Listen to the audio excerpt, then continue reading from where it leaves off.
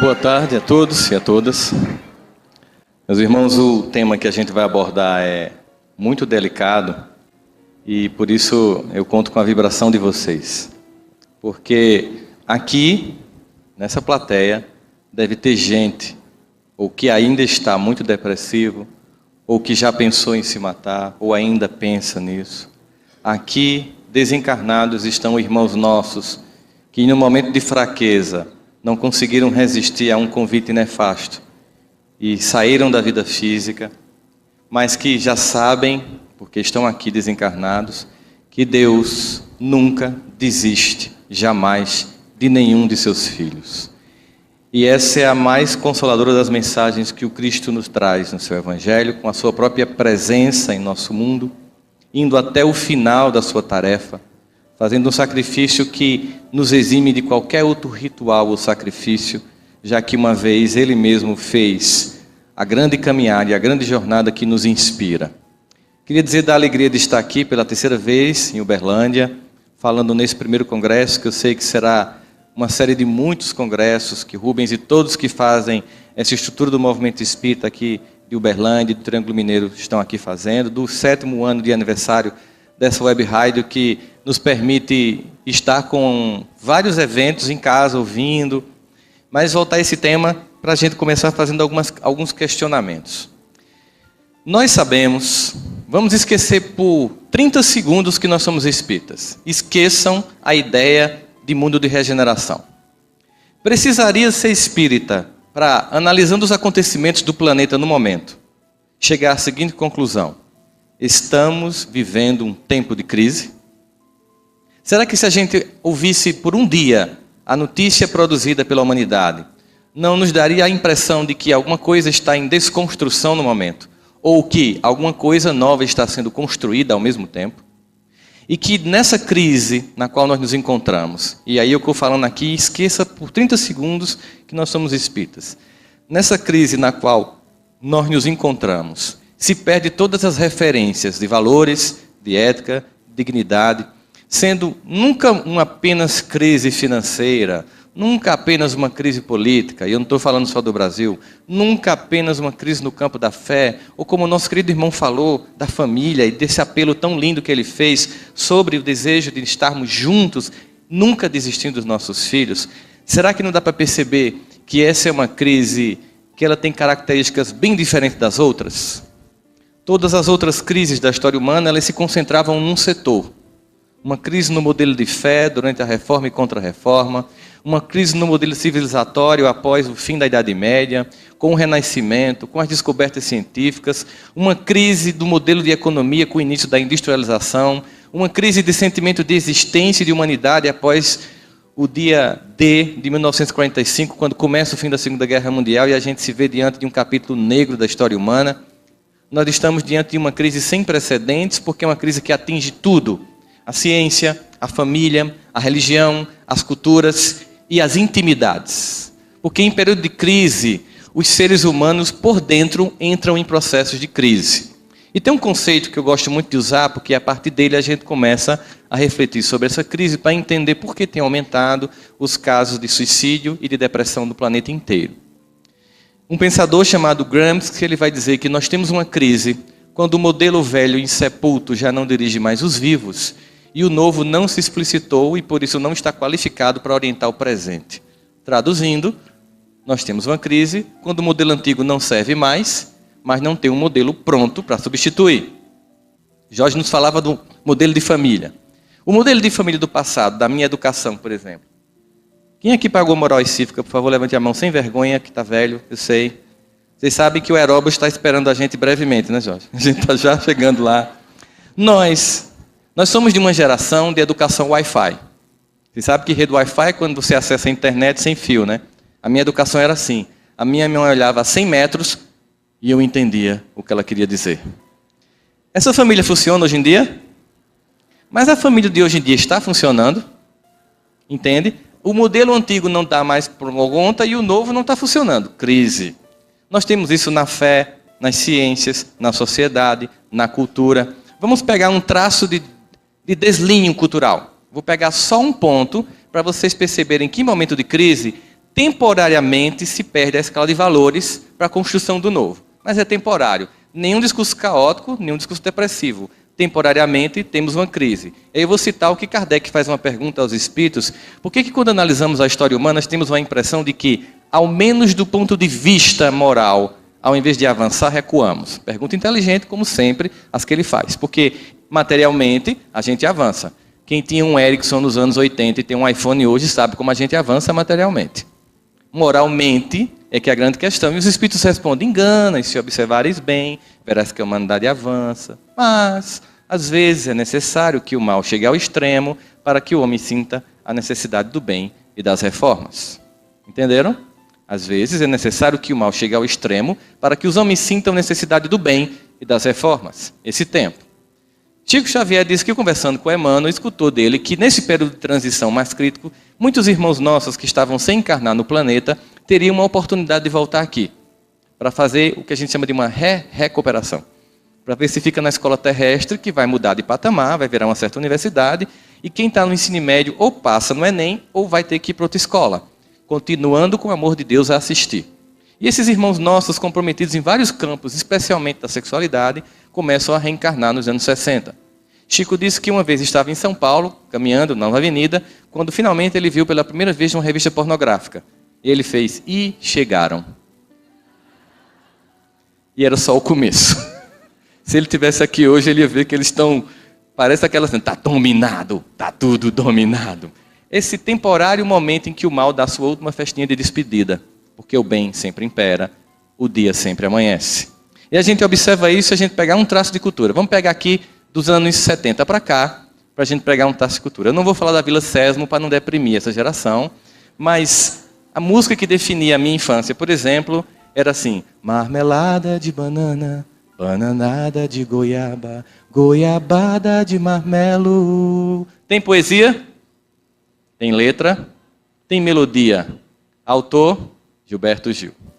Depois veio a primeira paixão da minha vida, Simone. Ela não sabe que eu existo, mas eu fui apaixonado por ela.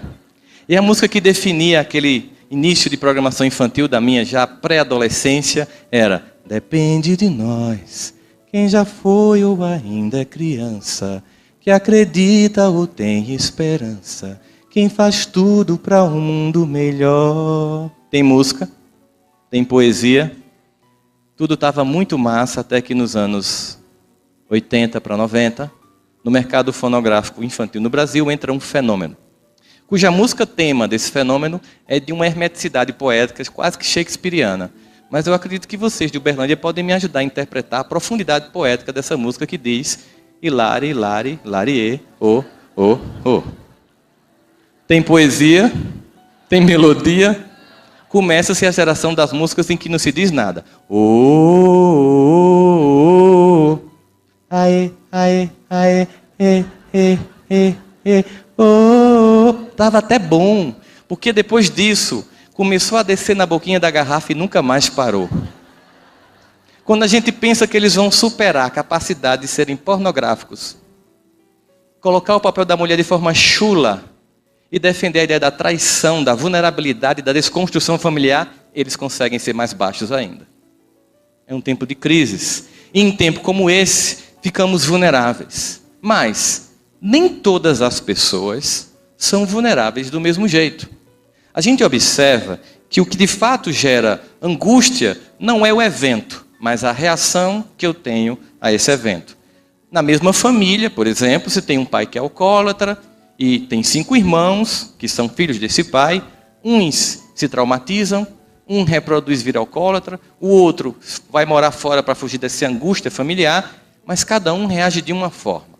Então, quando a gente pensa em depressão e suicídio, a gente pensa o seguinte, em algumas perguntas que eu pretendo tentar fazer a gente refletir hoje. Por que uns são vulneráveis às dificuldades da vida e outros não são? E por que uns se deprimem e se matam e outros não? E como construir competências para superar as dificuldades da vida? E, finalmente, qual é a proposta espírita cristã para uma vida equilibrada? É mais ou menos sobre isso que a gente vai tentar falar hoje aqui, começando a tentar explicar como as ciências do comportamento humano tentam descrever a vulnerabilidade psicológica. Entenda o seguinte, A partir do advento da psicanálise, se começou a estudar a angústia humana, a dor humana. E a contribuição de Freud e todos que vieram depois dele foi fantástica, porque até então não havia nenhum tratamento adequado para os transtornos emocionais. E por causa do avanço dessas pesquisas e da medicação que começou a ser desenvolvida, parte significativa, em mais de 85% dos casos depressivos, com a medicação e tratamento adequado, o indivíduo sai do processo. Só que se concentrou tanto durante esse primeiro início da psicologia, da psicanálise, enfim, de todas as ciências do comportamento humano, naquela incapacidade, na incompetência, que se construiu muitas teorias para explicar as patologias, mas se esqueceu de construir teorias que explicavam as nossas competências. É muito fácil descrever quando alguém é incapaz, mas nunca ninguém conseguiu diagnosticar a competência humana. E hoje, essas ciências estão voltadas à chamada psicologia positiva para perceber o seguinte: por que uns são vulneráveis e outros não? Então, há competências que podem ou não ser desenvolvidas. A grande questão seria, a personalidade seria essa explicação para a gente de como se constrói um indivíduo capaz? Então, as primeiras questões da pesquisa foi, seria o QI, ou seja, a capacidade de inteligência da pessoa, que definiria ou não a vulnerabilidade dela? Pessoas mais inteligentes são menos vulneráveis? Não, muito pelo contrário. A gente vê que, às vezes, uma inteligência desprovida de valores de espiritualidade torna o indivíduo propensamente depressivo, porque como ele vê de forma crua a sociedade sem fantasias, ele dói, ele sofre. Ele vê o mundo cru e sofre com esse mundo, porque ele não tem uma busca e um sentido de esperança. Seria então o ambiente no qual esse indivíduo foi criado, a educação que ele recebeu ali, seria a cultura? Por exemplo, os brasileiros seriam menos propensos à depressão que os suecos? Seria o gene, estaria na resposta genética de uma tendência familiar? Seria gênero, mulheres versus homens? Seriam orientações sexuais homoafetivas ou heterossexuais que definiriam mais ou menos competência para a superação das dificuldades da vida? Ou seria a condição social na qual eu vivo, uma família de classe média baixa, classe C, classe média alta, rica, enfim? Nenhuma dessas variáveis explica. Portanto, as pesquisas começaram a ser adiantadas até que chegou a um processo em que todas as teorias chegaram a uma conclusão comum. E é interessante isso, porque a gente sente, quando Kardec começa na construção da terceira revelação, a construir três aspectos, ciência, filosofia e religiosidade, né, que é a espiritualidade, o aspecto moral, nós temos a ideia de que a ciência está se encaminhando para a descoberta daquilo que já foi aventado pelos livros sagrados, mas que houve um distanciamento por causa da perseguição do conhecimento humano. Mas todas essas ciências do comportamento chegaram à seguinte conclusão: todos os seres humanos já nascem com alguma coisa pronta, intrínseca. Alguma coisa já vem no equipamento da gente. Algo vem inato. E não é igual para todo mundo. Varia de ser humano para ser humano. Então eles começaram a pesquisar. Como é que a gente pode encontrar essa variação? De onde é que vem? Aquilo que a gente chama de psicologia comportamental começou a entender que talvez essa variação viesse das experiências humanas acumuladas. Outros, da aprendizagem social, seria a capacidade de aprender com os outros. Os que trabalham com a psicanálise pensam na libido e nos impulsos inconscientes. Os que trabalham com a teoria da autorrealização, como Maslow, pensam que é um indivíduo que está dotado para a construção de competências. Os psicólogos evolucionistas pensam na questão dos genes diferentes e os geneticistas, especificamente, pensam que seria aquilo que o Richard Dawkins criou como The Selfish Gene, o gene egoísta. O Richard Dawkins é o mesmo autor de Deus, um Delírio. Um livro em que ele argumenta fortemente a ideia de que as sociedades que acreditam em Deus são mais violentas do que não acreditam. Lamentavelmente, ele está equivocado. Exatamente nas sociedades onde não tem nenhum tipo de religião que se cometeu as maiores atrocidades e assassinatos de milhões de almas humanas. Mas é um livro importante ser lido porque lembrem-se que Kardec nos convida para ter uma capacidade de fé racional, argumentando frente a frente com a razão em qualquer época da humanidade. Os argumentos são interessantes e muitas religiões não têm respostas, mas nós temos. A partir, inclusive, das primeiras perguntas e respostas do Livro dos Espíritos, nós conseguimos dialogar com o autor de Deus, um Delírio, sem delirar nenhum momento com relação a Deus. Se começou então a perceber, se a variância não explica tudo por si só, haveria alguma coisa a mais? Quando a gente vai para um congresso de psiquiatria, de neurologia, de psicologia, que eles começam a falar que seria cultura, genética, e se você levantar a mão e fizer, E os gêmeos chipófagos? Aquelas crianças que nascem coladas e que estão sempre juntas, no mesmo lugar, no mesmo momento. Porque eu posso explicar que eu tenho 2 filhos gêmeos e que um ficou introvertido e outro extrovertido, porque um dia um ficou com febre, ficou em casa, e o outro foi para a escola. Mas aquele que ficou em casa pegou uma grande briga do pai e da mãe, e o pai bateu na mãe, e aquele evento por si só traumatizou, por isso esse é introvertido e o outro é extrovertido. E os chipófagos, que estão sempre juntos, na mesma hora, no mesmo lugar? Aí eles não têm resposta, porque chegaram à seguinte conclusão: que esses equipamentos standard não explicam o que eles chamam de variação do ambiente não compartilhado. Ou seja, todas as pesquisas com apuro estatístico significativo sobre personalidade concluem que, entre variância atribuída a genes, a ambiente compartilhado, a cultura, a sexualidade, explicam 49% da personalidade. 51% os cientistas não sabem de onde vem. Não espalha que é reencarnação, que eles estão chegando lá. Deixa eles pesquisar. Já sabem que não sabem. Já é um bom começo. Ou seja, 49% se explica aqui, materialmente falando. 51% não sei de onde vem. Eles começaram a dar nomes esquisitos. Eles pensaram, por exemplo, em dar um nome de aleatoriedade. É um nome que eles dão. Não, isso é uma coisa aleatória. Sabe quando você não consegue explicar o que o paciente tem, você diz que ele tem virose? Pronto, é virose. Né? Então é aleatoriedade. Não é uma resposta que a ciência se satisfaça. Dá para a gente ir um pouco mais profundamente.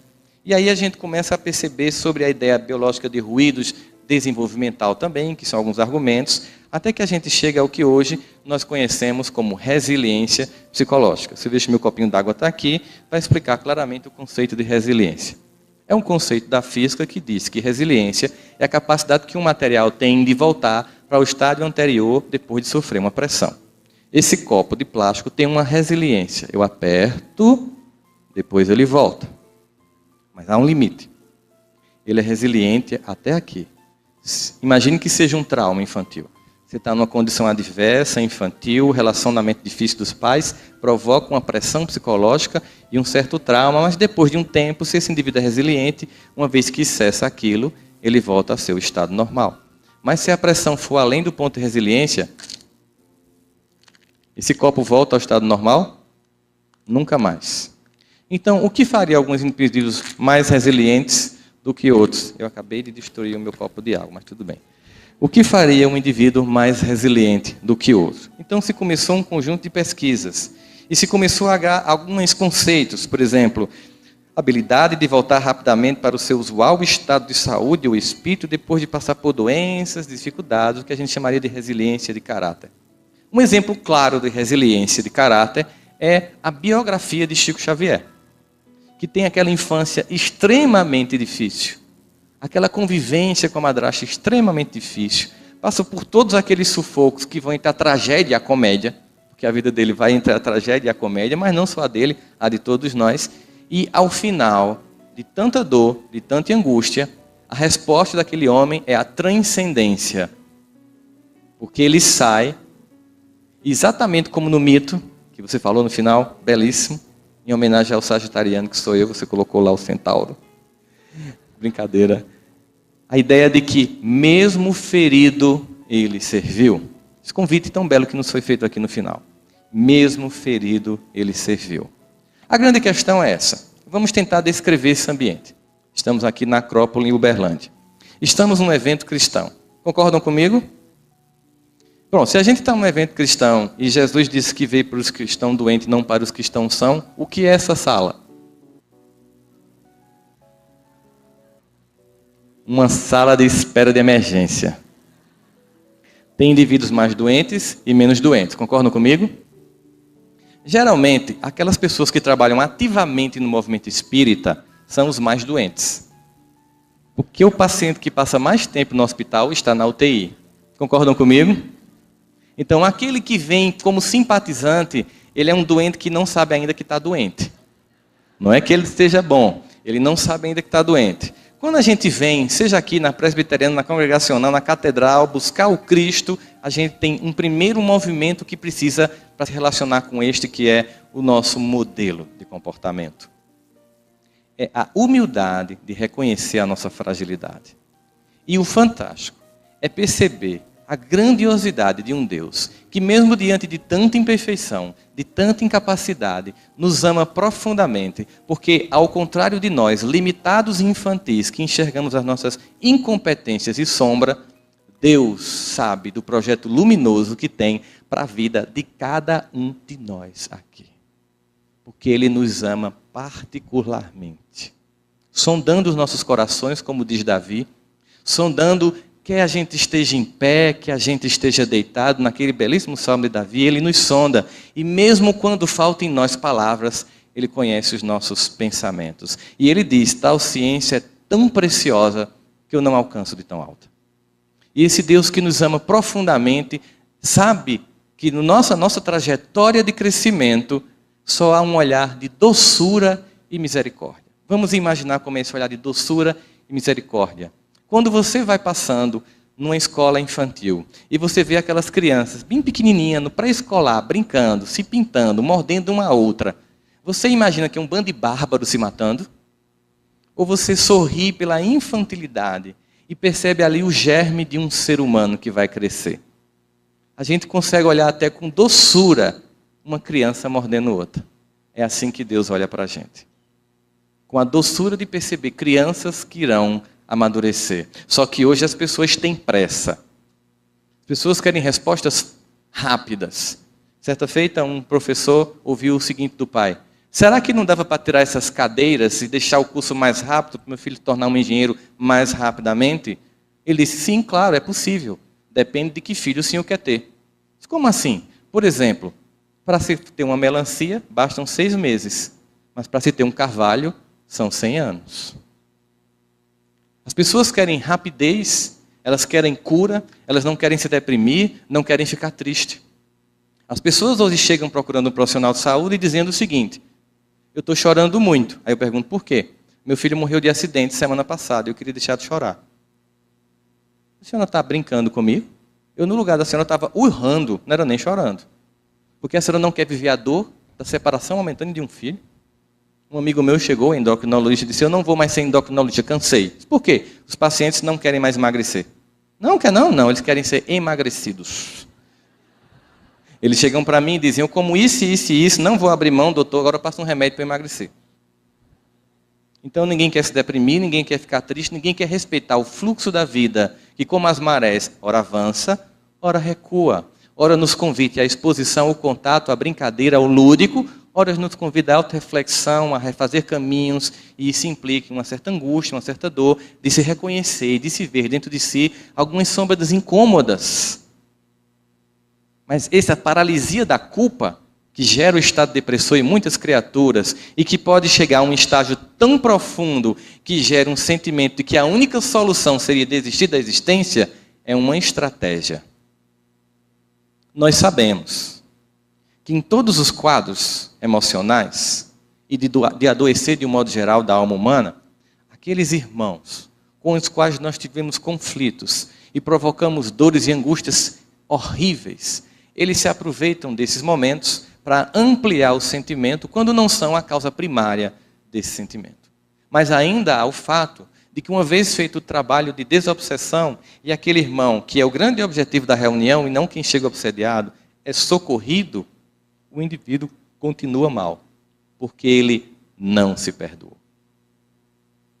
E o convite mais fantástico no processo de cura é um convite de perdoar-se, para a construção de uma mente focada naquilo que tem que ser mudado, e não naquilo que foi feito. Se tem um personagem assim que é rico nesse exemplo, ao meu ver, é Saulo de Tarso. Vamos imaginar essa cena clássica na porta de Damasco. Saulo era o quê? Quando a gente está estudando o movimento espírita, Saulo era o quê dos cristãos? Era o perseguidor dos cristãos. Dizer que Saulo era um perseguidor dos cristãos é ser politicamente correto. É ser doce diante de alguém que era pior que isso. Chico Xavier tem essa característica da doçura, né? Ao invés de dizer que as moças eram prostitutas, diziam nossas irmãs que vendem as forças sexuais da alma. Doçura de Chico. Você pode dizer que em vez do indivíduo ter sido traído, porque ele foi temporariamente obliterado do contrato afetivo. Fica bonito, fica mais chique, dá até para suportar o negócio. Dizer que Saulo era um perseguidor de cristãos é ser muito doce com um assassino. Ser muito doce com um burguês que em nenhum momento se reúne com o seu povo para tirar o invasor romano. Mas um homem que, usando de seu poder, de sua influência, enquanto o seu povo era escravizado, humilhado e as mulheres violentadas, passava todo o seu tempo perseguindo e matando quem tinham reconhecido e já estavam seguindo o mestre que ele esperou durante toda uma vida. Esse homem que foi discípulo de Gamaliel, um dos maiores comentadores da Torá, uma alma doce do Sinédrio. O Sinédrio era como o Senado brasileiro, tinha algumas almas boas. E estava lá entre elas Gamaliel, que foi o professor de Saulo. E quando Saulo chega em Damasco, simplesmente o impacto do contato com Cristo faz com que ele desperte e perceba que ele estava perseguindo e matando quem seguia o Messias que ele passou a vida inteira esperando. Talvez, naquele momento, tenha passado toda a trajetória de sua vida. Ele talvez tenha lembrado aos 12 anos o seu bar mitzvah, quando um jovem judeu recita todos os 5 livros da Torá. Ele tenha lembrado de Isaías, de Daniel, de todos os profetas que anunciavam que o Messias vinha. Talvez ele tenha entrado num choque momentâneo de dizer, eu não acredito que ele veio. Eu não reconheci e ainda perseguia quem o seguia. A pergunta é, quando Jesus chegou para Saulo, ele fez, primeiro sentimento da alma infantil, culpa. Eu não mereço sua presença, Jesus. Eu sou um ignorante. Eu passei toda a minha vida lhe esperando, e quando você veio, eu não lhe reconheci e matava os que já te seguiam. Ele fez isso? Vocês lembram se ele fazia esse comentário, se culpando? Ele podia fazer uma outra coisa também quando a gente não quer mudar. Ou se culpar, ou se justificar. Ele podia ter dito assim, pô Jesus, mas vamos combinar, tu me enganou, velho. Pô, velho. Porque assim, a gente estava esperando um Senhor dos Exércitos em toda honra e toda glória. Aí tu nasce numa manjedoura, perto de jumento, filho de um carpinteiro. Pô, hashtag me enganasse geral, velho. Podia ter dado um sinal mais claro. Podia ter feito um face, colocado no Instagram. Cheguei, galera, estou aqui para salvar a humanidade e tal. Cadê você, meu irmão? Aí tu vem assim, devagarinho e tal. Ele se justificou? Ele se culpou? O que é que ele perguntou? O que queres que eu faça? Olha o que isso quer dizer. Se você está errando até aqui, simplesmente se culpar e se justificar é perda de tempo. Se você está errando até aqui, olhe para o alto e diga, Pai, o que queres que eu faça? Se está doendo, se está sofrendo, se está deprimido, se está angustiado, vai estudar Espiritismo. Não é por causa do que você fez na vida passada. Isso é desculpa. Não vá fazer regressão. Não gaste dinheiro. Não precisa. Se está sofrendo, se está doendo, não é pelo que fez. É pelo que continua fazendo. Porque um gesto de amor cobre a multidão dos pecados. Basta mudar o vetor da atitude que o mestre convida, entra na cidade. Jesus deu receita de bolo a Paulo. Disse assim, você vai fazer isso, que queres que eu faça? Isso, não, ele não deu. Você sabe que é muito comum, as pessoas chegam no centro espírita, aí vai para o atendimento fraterno, aí conversa, conta a história, a angústia e tal.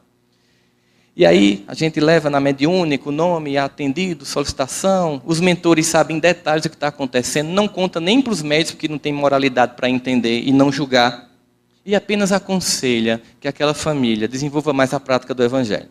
Você recebe, dá uma palavra de conforto, oferece o Evangelho, solicita a esperança e diz, o que eles disseram? Que você tenha um pouco de paciência, mantenha sua fé em Deus, a prece e a prática do Evangelho. Sabe o que é que muita gente faz? Oxe, só? Decepção. Que as pessoas querem uma coisa mágica. Talvez a fogueira sagrada, o óleo ungido, uma coisa do tipo. As pessoas querem uma coisa mágica. Aí eu disse, a senhora entendeu? Eu vou repetir. Prática do Evangelho. Prática do Evangelho não é fazer mais Evangelho no lar. É viver o Evangelho no lar. Jorge nos fez uma chamada muito importante sobre essa hipocrisia que existe na família. Eu conversava com um amigo meu, estranhamente a gente diagnosticando muitas famílias espíritas que os filhos não frequentavam o centro espírita. E eu disse, vamos conversar com esses jovens para ver o que está entendendo. Encontramos um buraco negro. Muitos diziam, meus pais são hipócritas. No centro falam manso, assim que entra no carro começa a detonar quem frequenta o centro. Tu viu a cara da cínica hoje? Aquela carinha de santa, boa noite, meu irmão, toma uma mensagem de Jesus. Aí a criança começa a ver que tem um discurso e uma prática que não estão incompatíveis. O indivíduo é todo solícito na instituição e todo distante em casa. Prática do evangelho não é fazer um dia a mais de evangelho. É vivenciar esse evangelho no ambiente mais difícil e onde tudo acontece, que é o lar. E nesse momento, a gente poderia se perguntar, Saulo pediu uma receita de bolo a Jesus? Vamos imaginar que ele resolvesse dar. Tá bom, já que você perguntou o que queres que tu faças, vamos lá. Primeiro eu queria que você mudasse de nome. Saulo é muito judeu.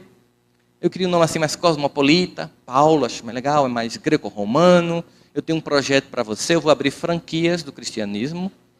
Você vai inaugurar essas franquias. Você vai lá em Coríntio, na comunidade de Romanos. Você inaugura a franquia, passa lá 1 ano, fazendo treinamento, qualidade total, gerenciamento com as pessoas. Mas aí você vai para abrir outra franquia, para ninguém perder a qualidade do trabalho, você fica enviando cartas, porque não tem o WhatsApp, para manter a doutrina sã, as pessoas orientadas, porque vai ter um pessoal meio perturbado, porque o pessoal é tudo doente, você vai atrair um monte de doente para essas igrejas que você vai fundar. Você vai viver do seu próprio trabalho, você vai perder essa sua pompa, essa sua circunstância, você vai ser abandonado pelos seus, você vai pedir comida onde chegar, vai viver da caridade alheia, você vai ser apedrejado, você vai fazer viagens com angústia, com sofrimento, você vai passar 3 anos no deserto só para baixar a crista, para que Cristo haja em você.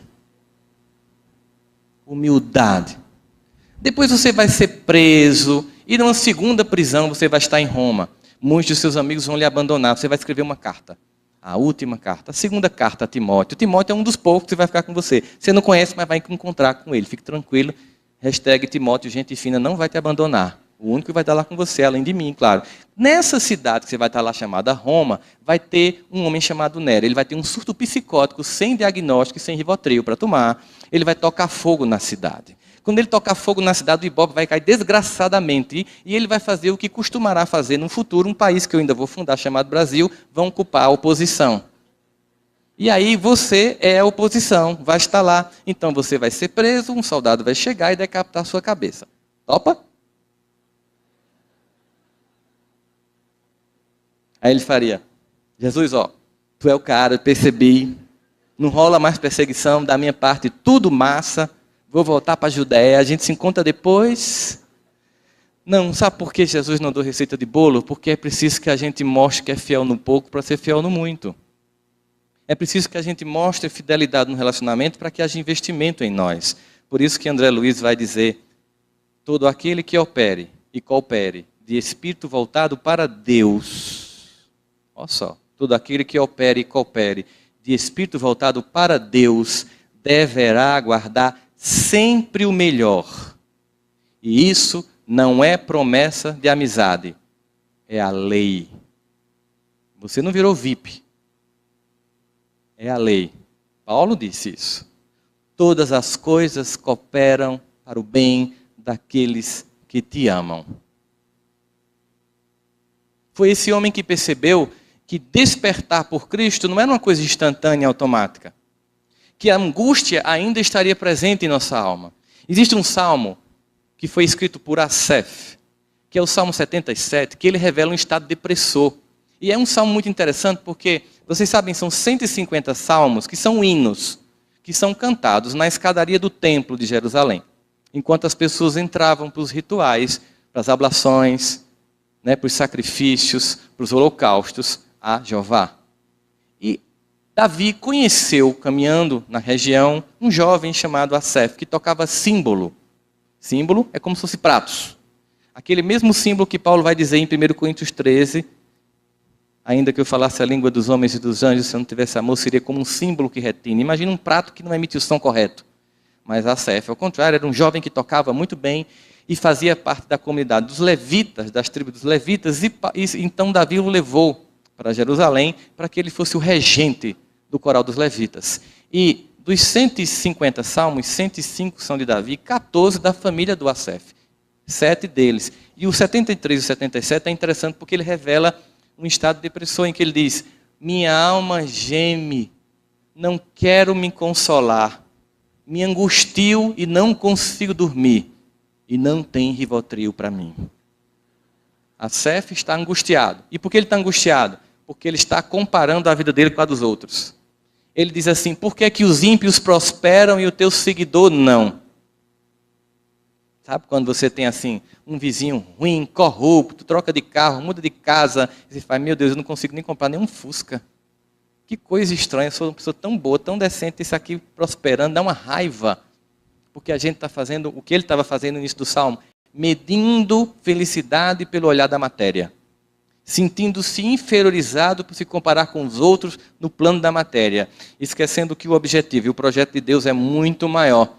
É um projeto de transcendência à eternidade. Por isso que os judeus esperavam um Senhor dos Exércitos que libertaria a Judeia de Roma, e veio um Cristo para libertar-nos do jugo de todo o mal da humanidade por toda a eternidade. Naquele momento, Asaf vai dizer isso. De repente, no meio do Salmo, no versículo 10, ele diz: não, acordei, mudou-se a destra de Deus sobre minha cabeça. Na verdade, ele que mudou o pensamento e entendeu: Deus é pura e imensa misericórdia. Isso mostra, tanto nesse Salmo 77, que está já, digamos, convertido ao Evangelho do Cristo, que não significa mudar de religião, mas mudar de atitude. Não implica dizer que imediatamente a paz visita nossos corações. Começa o diagnóstico da doença e agora a profilaxia para a cura. Por isso que Paulo vai diagnosticar, numa carta que ele manda aos Romanos 7:22, quando ele diz: quando eu quero fazer o bem, o mal está comigo, porque segundo o meu entendimento eu tenho prazer na lei de Deus, mas nos meus membros opera uma outra lei que me deixa debaixo da lei do pecado. Ou seja, pô, já sei o que é certo. Eu fui para o congresso, eu fiz o ESD, eu faço sopão, campanha do quilo. Aí eu chego lá no trabalho e sou ruim igual aos outros, que coisa triste. Eu sei o que é o bom e ainda faço o que é o mal, ambivalência psicológica. Aí você entra na crise. A crise pode gerar um estado de depressão se você entrar na culpa. Mas se você entrar no que Joana de Ângeles nos propõe, troque culpa por responsabilidade, que foi o que Paulo fez.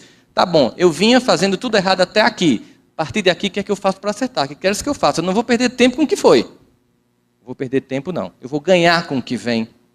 Eu não vou ficar mais punindo pelo que eu não sabia. Porque ele vai dizer isso nesta carta. Talvez um diagnóstico sobre sua própria condição. Quando na primeira carta, Coríntios 13, ainda que eu falasse a língua dos homens e dos anjos, que muita gente acha que é de Renato Russo, desculpa, não é dele, é de Paulo. No finalzinho ele vai dizer assim: quando eu era criança, eu agia como criança, me comportava como criança. Mas agora que eu sou adulto, nada disso mais me convém. Traduzindo, tecla SAP. Antes de conhecer o Evangelho Redentor do Messias, do Cristo, a nossa mais alta esperança, eu agia como um ignorante. Eu vivia como um ignorante. Eu me pautava pelos valores de um mundo doente, que o próprio Cristo já dizia, jaz no maligno. Mas agora que eu conheço, nada disso mais me é permitido. Nada disso mais me convém, aliás. Porque ele vai até dizer: tudo até pode ser permitido, mas nem tudo me convém. É a seleção do que entra em mim, do que eu vivencio, que vai definir se eu sou um candidato ou não à depressão e à tentativa de suicídio. É quando eu seleciono que valor pauta a minha vida. Vocês terem uma ideia, nós estamos nesse ambiente. E as pesquisas na neurofisiologia dizem que aqui nós estamos captando 40 bilhões de bytes de informação. Mas só vamos reter 2.000 bytes de informação. Até o cantinho dessa sala, que tem alguma coisa, uma rachadura, o nosso cérebro está captando, mas ele tem que selecionar o que vai arquivar. Assim também é a alma humana. Numa sociedade como a nossa, em crise, em que se tem uma tendência muito grande de preponderamento, digamos assim, da execução ou da divulgação do mal, a sensação de depressão é terrível. Sobretudo levando em consideração nossa dificuldade, aqui, quando a gente encarna, a gente incorpora nesse avatar, que a gente tem que devolver. Não sei se vocês sabem disso, lamento informar, tem um prazozinho de validade que vai vencendo, a gente devolve o avatar. Esse avatar, chamado corpo físico, ele tem um cérebro que interpreta o mundo material para o mundo mental e espiritual. Mas ele é muito passível de enganar. Muito passível de enganar. Nosso cérebro não diferencia ficção de realidade. E eu não sei se vocês ouviram hoje de manhã, no café da manhã, alguém que estava vindo para cá, o evento que aconteceu numa cidade aqui próxima de Goiânia, de Uberlândia. Uma mãe que tinha acabado de ter um bebê, mais ou menos 17 anos, com muita angústia, porque com essa história do Zika vírus, a angústia muito grande das mães, com bebês ou grávidos hoje em dia, morando numa casa dessas que não tem forro, é telha, e o marido vigilante noturno, ela exausta, depois de passar 2 dias acordada com um neném que estava com febre, dormiu na sala. De repente ela acordou num susto, porque um barulho na casa aconteceu, e ela percebeu e lembrou que tinha deixado o bebê sozinho no quarto. E ela relata que quando passou pela cozinha, já viu a porta aberta. E quando ela chegou no quarto... De novo, né, Rubens? Teve medo de novo, Rubens? Eu fiz isso para quê? Tem um propósito, gente. Primeiro, para beber minha aguinha, que eu quebrei meu copo. Mas, sobretudo, para provar a tese. A mente não diferencia ficção da realidade. Percebeu? Fiquem tranquilos, essa criança nem existe, eu acabei de inventar isso. Está tudo bem nessa família ficcional, mas vocês entraram no clima, imaginaram a casa. Vê como é fácil enganar a mente humana. Vê como é fácil chegar para você e dizer assim: ninguém te ama. Você não merece ser feliz. Você é burro, você é feio, você é incompetente, você é incapaz, você não presta. Se mata logo. Desiste. Para com essa dor de ser tão incompetente. A gente termina escutando. A gente tem que pensar que o mundo fica dizendo: você não vale nada. Mas Jesus diz: mas eu gosto de você. Porque a relação de Deus conosco, nessa representação simbólica deste filho amado dele, é que Deus não nos ama se nós formos assim. Deus não nos ama se nós passarmos num bom curso no Enem, se nós darmos orgulho à família. Deus nos ama apesar de, porque Cristo é o protótipo daquele que nunca desiste. Que é assim que nós devemos ser com os nossos, mas sobretudo conosco mesmo. É ouvir essa mensagem e dizer: eu sei da minha imperfeição, mas o amor de Deus transcende minhas incompetências e me possibilita me resgatar. Porque eu estou aqui pela misericórdia infinita de um Pai que tanto me ama, que nem me faz lembrar do mal que eu fiz, para que eu tenha o mínimo de paz para recomeçar. Que é capaz de me colocar na família do meu algoz ou da minha vítima para transformar ódio em amor, que jamais quer se afastar. Por isso, não escutarei a trama que diz que eu sou incompetente, que eu sou incapaz, que eu não presto. Eu vou me concentrar num processo sereno de autodescobrimento. Joana nos diz o seguinte: o ser consciente é aquele que nem se culpa, nem se justifica, apenas se transforma. Olha a cena. Mulher, onde estão teus acusadores? Não sei, Senhor. Ninguém mais está aqui com as pedras na mão. Eu também não te acuso. Nem culpa, nem justificativa. Transformação. Vá, minha irmã, não volte a pecar. E se ela pecasse, ele desistiria dele? Dela? Não. Mas nem sempre ela estaria perto para evitar o apedrejamento. E é um amor tão transcendente que o mesmo Davi, que conheceu Asaf e o levou para Jerusalém para cantar no templo, fez um salmo que é talvez a mais bela oração que existe no Antigo Testamento. Diante de uma situação difícil, lembrando de sua angústia de jovem pastor de ovelhas, tentando entender Deus a partir de sua perspectiva de pastor de ovelhas, ele faz o que a gente chama de ancoragem psicológica. O que é uma ancoragem psicológica? É quando, para nomear o novo desconhecido, eu uso o velho já conhecido. Por exemplo, quando pela primeira vez os seres humanos viram objetos voando de forma circular no planeta, chamaram de quê? Disco voador. Eu conhecia disco e conhecia capacidade de voar. Usei palavras velhas para descrever uma coisa nova. Depois eu dei um nome novo. OVNI, objeto voador não identificado. Então Davi estava querendo entender como era Deus. Ele já tinha várias concepções de Deus dos profetas. Isaías que tinha estabelecido que Deus nem mente nem se arrepende, posto que não é homem para se arrepender. Ou seja, Deus não tinha humores que oscilava. Deus também não podia, por isso, odiar. Como antigamente se percebia. Não é que há incoerência na concepção de Deus nos textos. Há evolução conceitual de Deus nos textos. Não incoerência. E aí então ele queria entender esse Senhor dos Exércitos. Como era ele?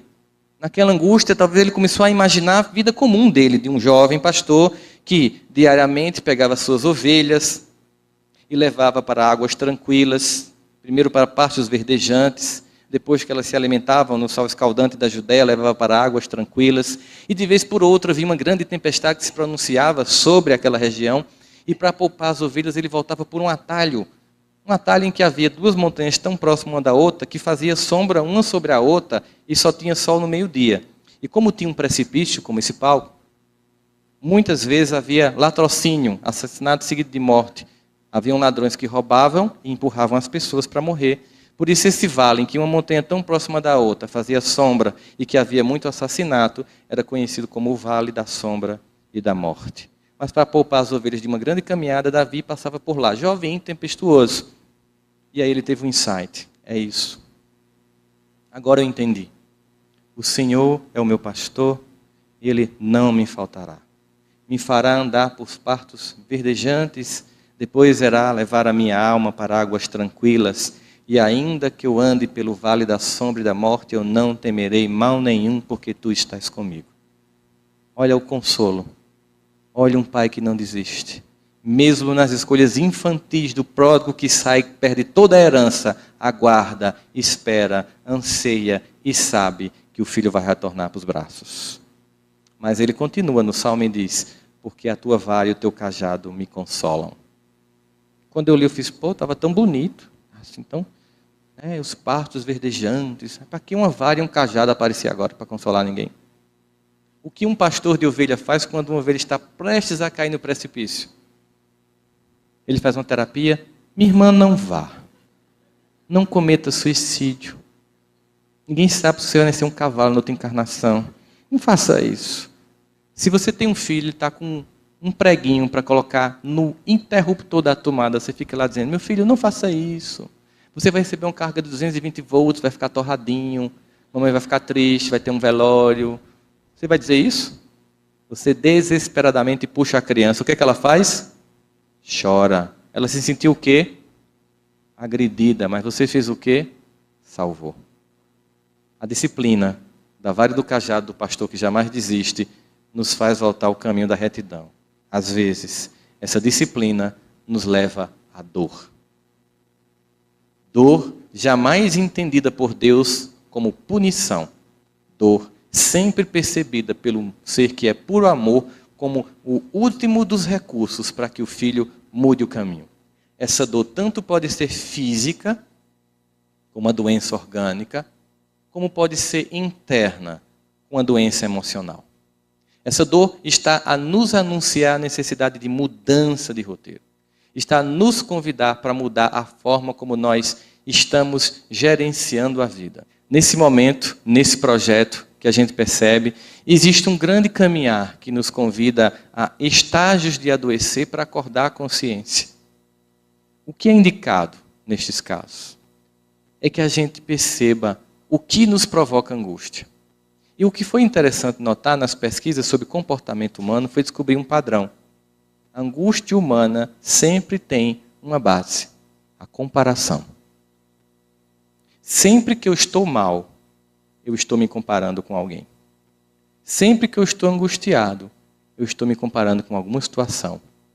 Isso implica dizer que eu deixei de focar a minha própria vida para focar a vida do outro. E isso é angustiante. Porque existem milhares de pessoas melhores do que a gente em tudo. Mais bonitas, mais inteligentes, mais evoluídas, mais ricas. E nós temos uma infantil capacidade de apenas analisar quem está por cima. Eu tinha uma paciente que tinha uma depressão profunda e uma vez ela chegou para mim no consultório e ela tinha assim um monte de gente que ela detestava. Porque às vezes a depressão é tão profunda que você fica tão amargo que ninguém quer estar perto de você. Você é a pessoa mais carente, tudo que você quer é companhia, mas a sua forma amarga de ver e vivenciar o mundo é tão grande que você afasta todos de você. E ela tinha um monte de pessoas que ela não gostava. Ela fazia o curso de medicina e uma vez chegou para mim e disse: acredita, estou com ódio daquela nojenta. Aí sentou.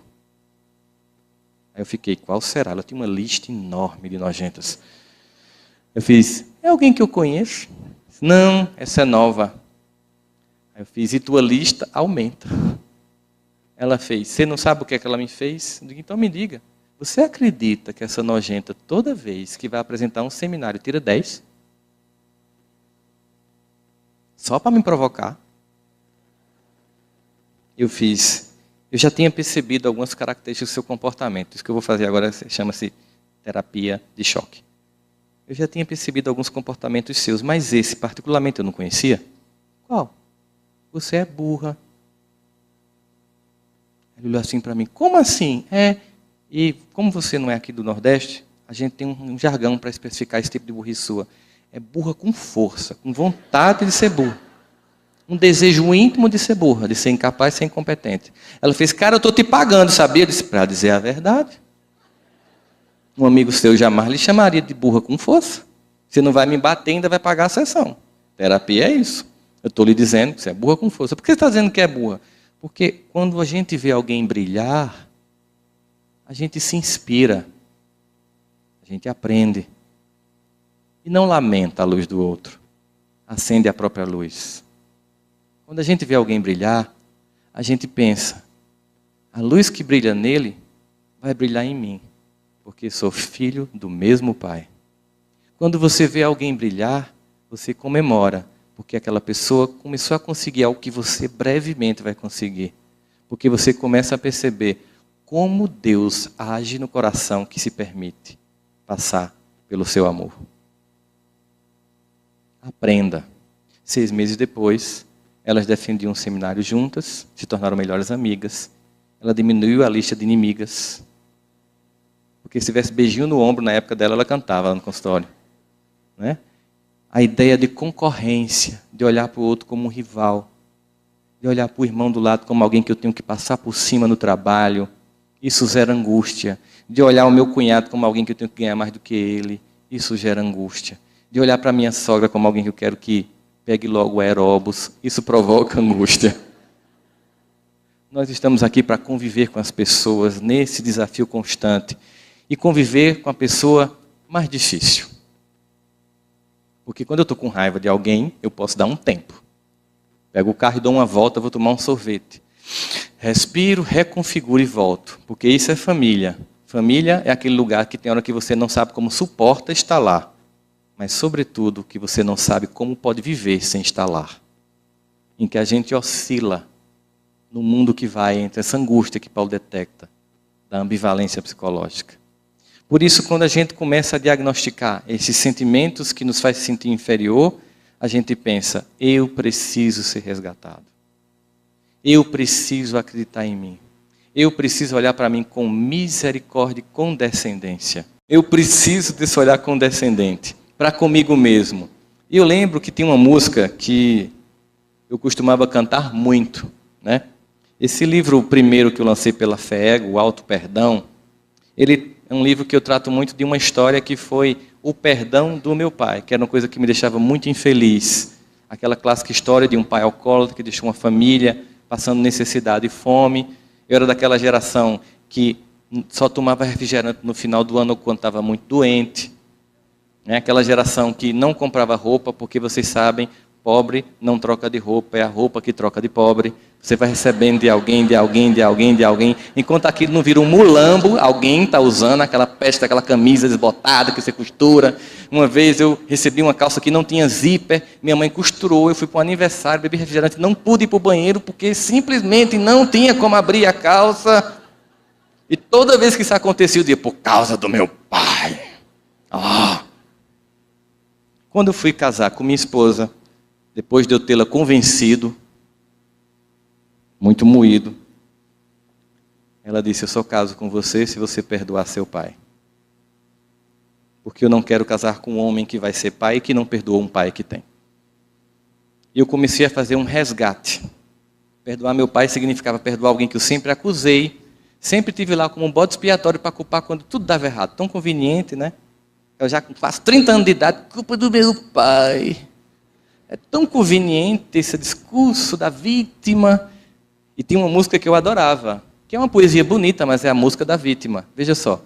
Quando eu fui ferido, vi tudo mudar, das verdades que eu sabia, só sobraram restos, e eu não esqueci toda aquela paz que eu tinha. Olha a vítima, eu queria tanto estar no escuro do meu quarto à meia-noite, a minha luz, como dói. A vítima. Alguém que não se responsabiliza sobre a própria vida e age. Alguém que encontra culpados para se sentir triste, mas não se responsabilizar e não agir. Alguém que não perdoa, não porque não pode, mas porque não quer. Porque quer continuar na condição de coitadinho. Enquanto a gente está assim, nada acontece. Porque Jesus pergunta, queres que eu te cure? Tem que haver uma disposição íntima nossa. Uma vontade pessoal de curar. Uma vontade de se sentir capaz de ser amado por Deus. Olha o amor de Deus como é infinito. Você pensa em Osama Bin Laden. E imagina assim, que Deus ama ele profundamente e não vai desistir dele. Que um dia, das dores do processo de autoexpurgamento no qual ele se encontra, ele será resgatado. Que um dia ele despertará a consciência. Que um dia ele desenvolverá competência, desenvolver a cura de uma doença para salvar tantas vidas quanto ele matou.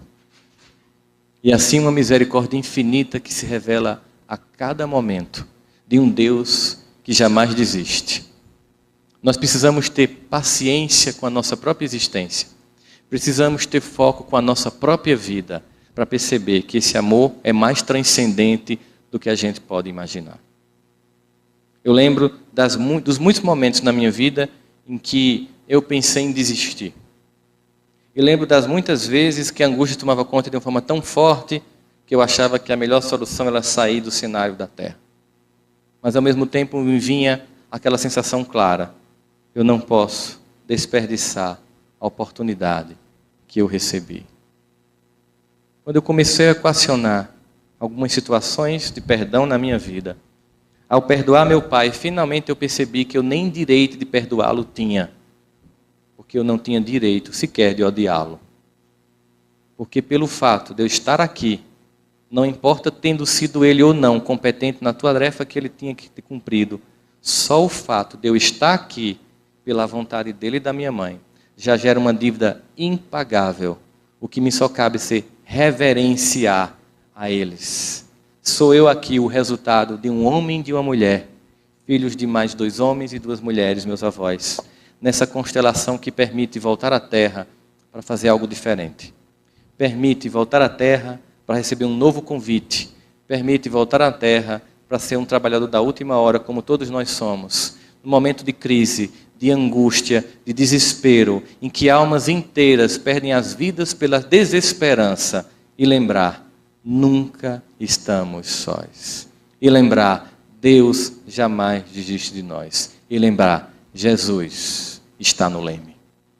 Toda essa angústia temporária passará.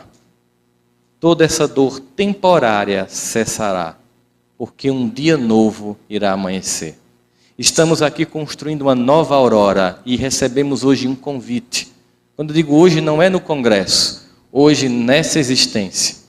Nós, que no campo da fé, no passado, muito nos equivocamos, recebemos um doce convite do Cristo para estar aqui, junto da terceira revelação, para desta feita, com consciência, agir para mudar a nossa história e a história do mundo. Não nos cabe o sentimento infantil do desespero, da angústia. Nos cabe o sentimento de resgate. Que possamos entender quando Cristo diz que somos, sim, a luz do mundo e o sal da terra. Porque o nosso brilho não nos pertence. Porque entendemos quando Paulo diz, já não sou eu quem vive, é Jesus quem vive em mim. É num processo de construção de uma personalidade que transcende a angústia temporária das comparações infantis e se percebe um ser de um projeto de eternidade, amado de forma particular por um Deus que criou deste jeito. E a melhor homenagem que podemos fazer a esse Deus que nos ama é sermos nós mesmos. Ele nos criou único. Haroldo, Rossandro, José, Wagner, Jorge, únicos. A coisa mais ridícula é quando você abre mão de ser você para ser o outro. Porque Deus nos criou único e nos ama como somos. É por isso que Jesus dizia, vem como estás. Vem desse jeito. E eu, como um oleiro, te farei um vaso novo. Para um vaso novo acontecer, é preciso quebrar o vaso velho, é preciso transformar tudo em barro, para que ele possa nos moldar uma nova criatura. Pois, se no passado a minha música predileta era essa que eu estava cantando com vocês, qual seria a música então de agora? Eu vou aproveitar para azucrinar os ouvidos de Haroldo agora. Qual seria a música? Quando você simplesmente deixa de ser a vítima, quando você simplesmente deixa de encontrar culpados, quando você simplesmente entende a sua condição de alma eterna, entende o valor que você tem, você faz. Ando devagar, porque eu já tive pressa, leve esse sorriso, porque já chorei demais. Hoje me sinto mais forte, mais feliz, quem sabe o sol leva a certeza de que muito pouco eu sei, eu nada sei. Vocês conhecem o refrão? Conhecer as manhas e as manhãs, o sabor das massas e das maçãs. É preciso amor para poder pulsar, é preciso paz para poder florir, é preciso a chuva para sorrir. Cada um de nós compõe a sua história e cada ser em si carrega o dom de ser capaz e ser feliz. Nós não podemos delegar ao outro a tarefa de ser luz por nós. Nós não podemos delegar ao outro a tarefa de executar o perdão que nos pertence. Nós não podemos esperar que a salvação venha de fora, porque Jesus conta conosco para a regeneração deste planeta. Muita paz e muito trabalho para todos vocês.